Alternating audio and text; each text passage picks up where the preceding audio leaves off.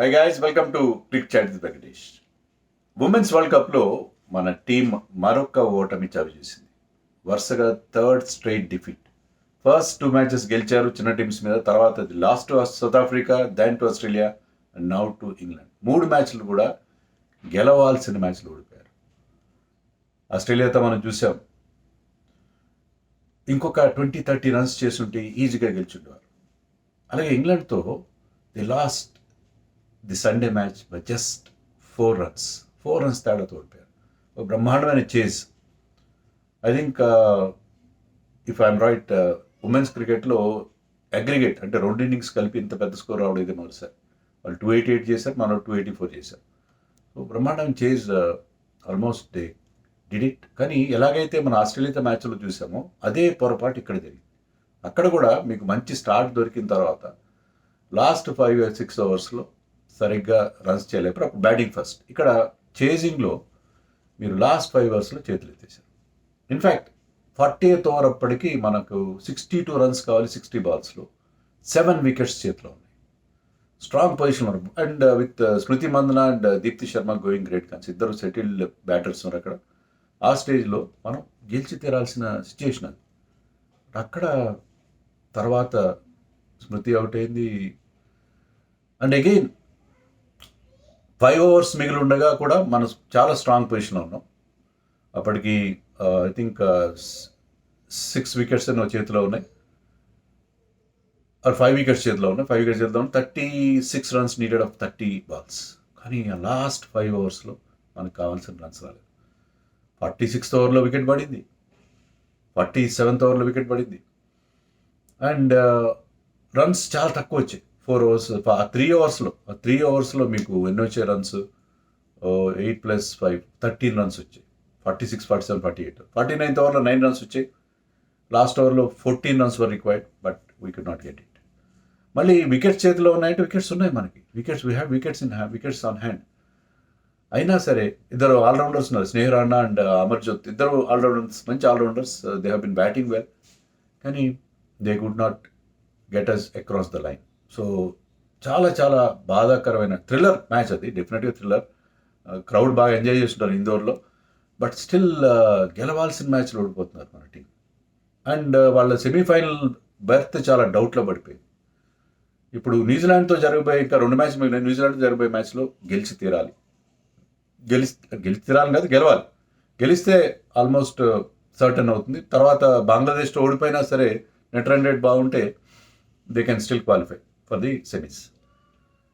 న్యూజిలాండ్తో ఓడిపోయినా సరే బంగ్లాదేశ్ మీద గెలిచి ఇంగ్లాండ్ కానీ న్యూజిలాండ్ ఓడిస్తే అప్పుడు కూడా because of more number of wins India can get through. సరే, సెమీస్కి రావడానికి ఎప్పటికీ ఛాన్సెస్ న్యూజిలాండ్ మీద గెలిచే అవకాశాలు ఉండొచ్చు ఇప్పుడున్న మన వాళ్ళు ఆడుతున్న తీరు చూస్తుంటే, with both Smriti Mandhana and Harmanpreet back in form. But problem ఏంటంటే సెమీఫైనల్ వెళ్తే మీరు 4th పొజిషన్లో వెళ్తారు. Then you have to face Australia. Already 3 teams qualify అయిపోయినాయి. Australia, England and South Africa already made it to the semis. So మీరు 4th teamగా వెళ్ళి మళ్ళీ ఆస్ట్రేలియాతో ఆడితే ఆస్ట్రేలియా నుంచి స్ట్రాంగ్ టీంని ఓడించగలిగే సత్తా అంటే ఇప్పుడు ఆడుతున్న తీరు అంటే విన్నింగ్ మూమెంట్స్ని క్యాప్చర్ చేయాలి. అది చేయట్లేదు. ఫస్ట్ మ్యాచ్లో రిచా ఘోష్ నుంచి ఒక అద్భుతమైన, అంటే I'm talking about last matches, Richa Ghosh నుంచి ఒక బ్రహ్మాండమైన ఇన్నింగ్స్ చూసాం మనం. తర్వాత అగేన్స్ట్ ఆస్ట్రేలియా కూడా మన టీం చాలా బాగా పర్ఫామ్ చేశారు బ్యాటింగ్లో. Even Sricharani bowled beautifully. కానీ ఇక్కడికి వచ్చేసరికి స్మృతి మందన, హర్మన్ ప్రీత్ ఇద్దరి మధ్య ఒక మంచి పార్ట్నర్షిప్ చూసాం. Deepti Sharma also made 50. కానీ ఎవరో ఒకరు చివరి దాకా ఉండి మ్యాచ్ గెలిపించుంటే బాగుంది. అలా గెలిపించట్లేదు కదా. సో ఫస్ట్ బ్యాటింగ్ చేశారు ఇంగ్లాండ్. ఓపెనర్స్ మంచి స్టార్ట్ ఇచ్చారు వాళ్ళకి. తర్వాత Heather Knight made 100 and Nat Sciver Brunt ఇద్దరి మధ్య ఒక మంచి పార్ట్నర్షిప్ కూడా చూసాం, century partnership. Heather Knight particularly మన స్పిన్నర్స్ మీద విరుచుకుపడింది, ఎలా స్వీప్ షాట్. సో వాళ్ళు ఆ స్వీప్ షాట్ని ఎంత బాగా యూజ్ చేస్తుందంటే, played those conventional sweep, reverse sweep, slog sweep, అన్ని రకాల స్వీప్స్ కొట్టి మన spinners. Even Sricharani got couple of important wickets. మళ్ళీ ఒకసారి she amongst wickets once again. కానీ షీ వాజ్ ఎక్స్పెన్సివ్. మిగతా ఇద్దరు స్పిన్నర్స్ కూడా, దీప్తి కానీ స్నేహ కానీ, they also went for runs. So మన స్పిన్నర్స్ని ఇన్ఎఫెక్టివ్ చేశారు. స్పిన్నర్స్ ఇగ్నోర్ చేయగలిగింది. Heather Knight came up with a wonderful strategy. ఆ స్వీప్ షాట్తో and we had no answer. So ఇక్కడ మనకి చాలా దెబ్బ కొట్టింది. So she made 100, third international 100. So that made lot of difference. So లాస్ట్లో వాళ్ళు కూడా కొంచెం తడబడ్డారు. 288 మాత్రం చేయలేదు. 300 చేయాల్సింది యాక్చువల్గా. 300 చేయలేకపోయారు. అక్కడ మన మొమెంటం మన వైపు షిఫ్ట్ అయిందేమో అని అనుకున్నాం మనం. కానీ ఎప్పుడైతే ఇండియా ఇన్నింగ్ స్టార్ట్ అయిందో Pratika Rawal didn't look in great touch. Even Smriti కూడా స్టార్టింగ్లో కాస్త స్క్రాచ్గానే కనిపించింది. అండ్ నెంబర్ 3లో వచ్చిన Deol, she was looking like getting out every ఆమె బాడీ లాంగ్వేజ్ బాగాలేదు అసలు. బట్ తర్వాత 2 వికెట్లు పడిన తర్వాత స్మృతి మందన అండ్ హర్మన్ ప్రీత్ మధ్య ఒక మంచి పార్ట్నర్షిప్ చూసాం. స్మృతి మేడ్ 88, రాంగ్ టైంలో అవుట్ అయింది. Harmanpreet also made a very good knock. ఇద్దరు కలిసి మనకి ఆల్మోస్ట్ హర్మన్ ప్రీత్ అవుట్ అయిన తర్వాత కూడా మనకి దీప్తి శర్మ అండ్ స్మృతి మందన మధ్య మంచి పార్ట్నర్షిప్ మనం చూసాం. వీళ్ళిద్దరు మనని గెలిపిస్తారు. ఎందుకంటే ఆ స్టేజ్లో అంత మంచి పార్ట్నర్షిప్ వచ్చింది. 40th ఓవర్ అప్పుడు మనం ఖచ్చితంగా గెలిచే పరిస్థితే ఉంది. మనం గెలిచేస్తాం అనుకున్నాం. ఎందుకంటే ఓవర్కి 6 runs with wickets in hand settle batsmen ఉంటే మనకి అలాంటి ప్రమాదం ఉండదు అనుకున్నాం. కానీ అలా జరగలేదు కదా, జరగలేదు. So we lost the match just 4 runs.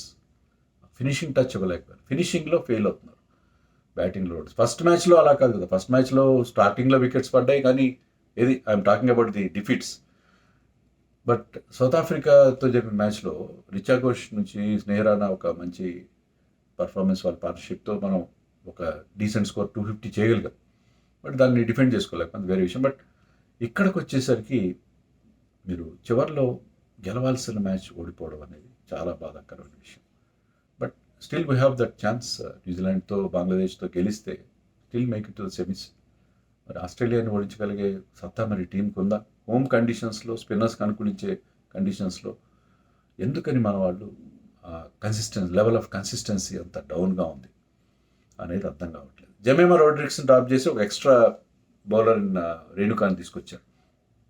అదేమైనా తప్పుడు నిర్ణయం అని అనిపించింది. మన మెన్స్ టీంలో చూసుకుంటే 5 బౌలర్స్ వెళ్ళి 6th బౌలింగ్ ఆప్షన్ ఉన్నా కూడా పెద్ద దాన్ని పట్టించుకోకుండా మీరు ఆల్రౌండర్స్కి ఎక్కువ అక్కడ ఇంపార్టెన్స్ ఇస్తున్నారు. ఇక్కడ మీకు 5 రెగ్యులర్ బౌలర్స్ ఉంటే సరిపోయేదేమో కదా.